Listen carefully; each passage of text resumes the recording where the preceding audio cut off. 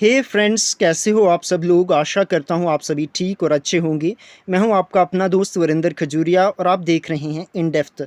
दोस्तों, previous video में हमने डिस्कस किया आपके साथ Solow model of economic growth. इस वीडियो में हम आपके साथ डिस्कस करने वाले हैं John Robinson model of economic growth. तो चलो इस मॉडल को भी करते हैं डिस्कस डिटेल के साथ।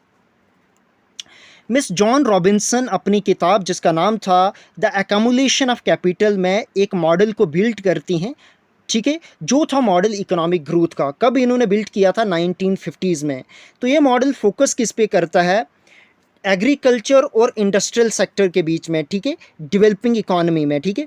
तो क्या कहता है कि ये जो जॉन रॉबिन्सन थी ये कहती हैं कि क्या होता है कि इकोनॉमिक ग्रोथ किस तरीके से आती है जब स्ट्रक्चरल ट्रांसफॉर्मेशन होगा इकोनॉमी में। किस तरीके से? जो प्राइमरी एग्रीकल्चरल बेस्ड इकोनॉमी से जब हम शिफ्ट करेंगे इंडस्ट्रियलाइज्ड वन के लिए, तो तब क्या होगी? इकोनॉमिक ग्रोथ होगी। ये कौन बोलती थी? जॉन रॉबिन्सन बोलती थी, ठीक है। किसमें? अपनी किताब जिसका नाम था द एकमुलेशन ऑफ कैपिटल में, ठीक है। तो कौन कौन सी अजम्पशन है जिस पे बेस्ड है इनका मॉडल? तो फर्स्ट एजम्पशन है कि लेजिस फेयर क्लोज्ड इकॉनमी होनी चाहिए। इसमें कोई भी सरकार का इंटरफेरेंस नहीं होना चाहिए, फॉरेन सेक्टर का भी कोई भी इंटरफेरेंस नहीं होना चाहिए, ठीक है। तो इस इकॉनमी में कैपिटल और लेबर दो ही प्रोडक्टिव फैक्टर होंगे, ठीक है।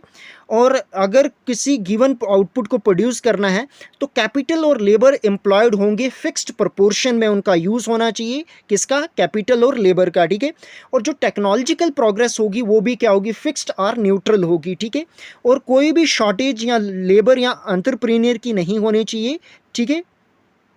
और एंटरप्रेन्योर जो है, लेबर की कोई भी शॉर्टेज नहीं होनी चाहिए। एंटरप्रेन्योर जो है वो अपनी मर्जी से कितनी भी लेबर को एम्प्लॉय कर सकता है, ठीक है। नेक्स्ट एजम्पशन क्या है कि दो ही क्लासेस होंगी इकॉनमी में, एक वर्कर और दूसरा एंटरप्रेन्योर, ठीक है। और नेशनल इनकम भी उन दोनों के बीच में ही डिस्ट्रीब्यूट होगी, ठीक है। वर्कर्स जो हैं वो कुछ भी सेव नहीं करेंगे, जो भी उनको वेज मिलेगी वो कंजप्शन में स्पेंड कर देंगे। और एंटरप्रेन्योर जो हैं वो क्या करेंगे? उन्होंने जो सेव तो करना है बट इन्वेस्ट कर देना है, उन्हें सेव नहीं करना है। जो भी इनकम से प्रॉफिट निकलेगा वो उसको इन्वेस्ट कर देना है, उनको सेव नहीं करना है, ठीक है।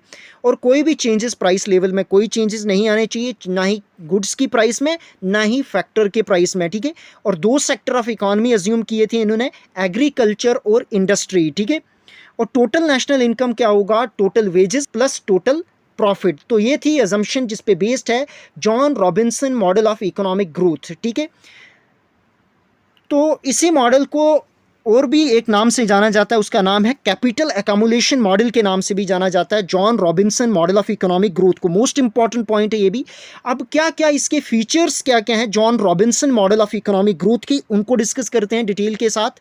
तो फर्स्ट फीचर है जी ड्यूअल इकोनॉमी, ठीक है। मिस जॉन रॉबिन्सन ने अपने मॉडल में अज्यूम किया था दो सेक्टर का, एक एग्रीकल्चर सेक्टर और दूसरा इंडस्ट्रियल सेक्टर। जो एग्रीकल्चर सेक्टर है उसमें बड़ी लो प्रोडक्टिविटी, लार्ज लेबर फोर्स है। और इंडस्ट्रियल सेक्टर क्या है? हायर प्रोडक्टिविटी होती है उसको, और कैपिटल इंटेंसिव प्रोडक्शन होती है वहाँ पे, ठीक है। तो ड्यूअल इकोनॉमी कौन कौन सी एग्रीकल्चर एंड इंडस्ट्रियल सेक्टर को अज्यूम किया है? किसने? मिस जॉन रॉबिन्सन ने, ठीक है।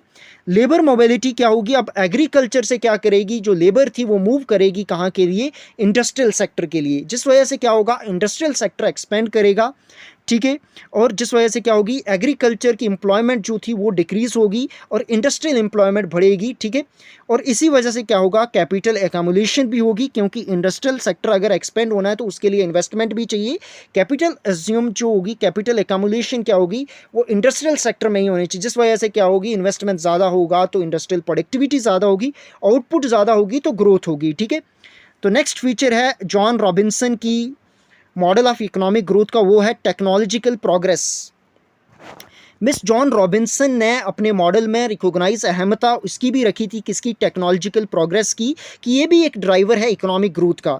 टेक्नोलॉजिकल एडवांसमेंट जितनी होगी इंडस्ट्रियल सेक्टर में, जिस वजह से क्या होगी? जो प्रोडक्टिविटी है बड़े एफिशिएंटली तरीके से इंक्रीज होगी, आउटपुट बढ़ेगा, एम्प्लॉयमेंट बढ़ेगी उस सेक्टर में। तो इस वजह से क्या होगी? इकोनॉमिक ग्रोथ होगी, ठीक है। और जो इनकम जो भी है डिस्ट्रीब्यूट, जो इनकम मिलेगी दो सेक्टर में, जो इनकम डिस्ट्रीब्यूट होगी वो भी बड़े इक्वल तरीके से होनी चाहिए, ताकि जो भी वेजेस और प्रॉफिट प्रॉफिट जो अर्न हुए वो बड़े ही अच्छे तरीके से कंट्रीब्यूट हो सकें, डिस्ट्रीब्यूट हो सकें, ठीक है, जिस वजह से क्या होगी, इक्विटेबिलिटी आएगी और इकोनॉमिक ग्रोथ और बढ़ेगी, ठीक है। तो कोई भी रिवल्ट वगैरह नहीं आएगा क्लास स्ट्रक्चर में, ठीक है। नेक्स्ट फीचर क्या है जॉन रॉबिन्सन की ग्रोथ मॉडल का, और वो है गोल्डन एज। गोल्डन एज क्या है, एक ऐसी सिचुएशन है इकोनॉमिक ग्रोथ की जहां कैपिटल क्या करता है, बैलेंस करता है ग्रोथ ऑफ लेबर की, ठीक है। Growth rate of capital balance करता है किसको, ग्रोथ रेट ऑफ लेबर को। तो वो पॉइंट क्या होता है, गोल्डन एज होता है, ठीक है। गोल्डन एज ऑफ ग्रोथ बोलते हैं उसको, ठीक है। और उसको किस तरीके से डिस्क्राइब किया जाए, K divide by K is equal to N divide by N, ठीक है। और यहाँ पे कोई भी इनवॉलेंट्री अनएम्प्लॉयमेंट नहीं होगी, ना ही लेबर की, और under utilisation of capital stock भी नहीं होगा। बट डिसइक्विलिब्रियम कहाँ पे होती है, जब ग्रोथ रेट ऑफ कैपिटल जो होते हैं या less than of growth rate of labour होते हैं या greater than of rate of labour होते हैं, ठीक है। तो जब ग्रोथ रेट ऑफ कैपिटल जो है less than growth rate of labour होगा, तो तब क्या होता है कि वो अंडर डेवलप्ड कंट्रीज़ में मेनली एग्जिस्ट करता है, ठीक है। और जो कैपिटल अगर ग्रेटर देन होता है ग्रोथ रेट ऑफ लेबर, तो तब वो कौन सी कंट्रीज़ में एग्जिस्ट करता है, डेवलप्ड कंट्रीज़ में, ठीक है।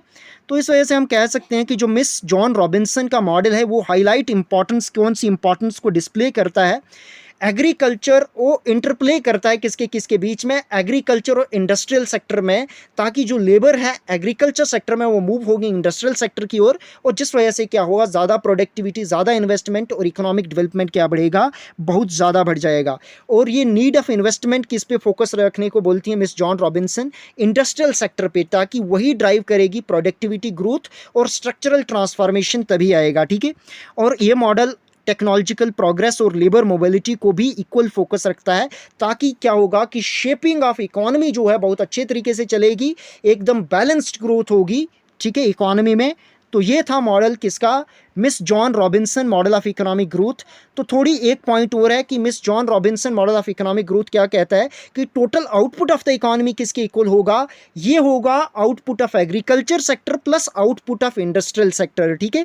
तो ये था miss John Robinson model of economic growth. बहुत डिटेल तरीके से हमने आपके साथ ये डिस्कस किया।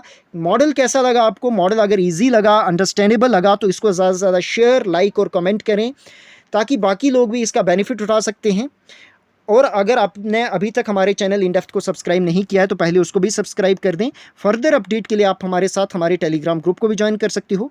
आपने वीडियो अंत तक देखी उसके लिए बहुत बहुत धन्यवाद। Thank you for watching this video.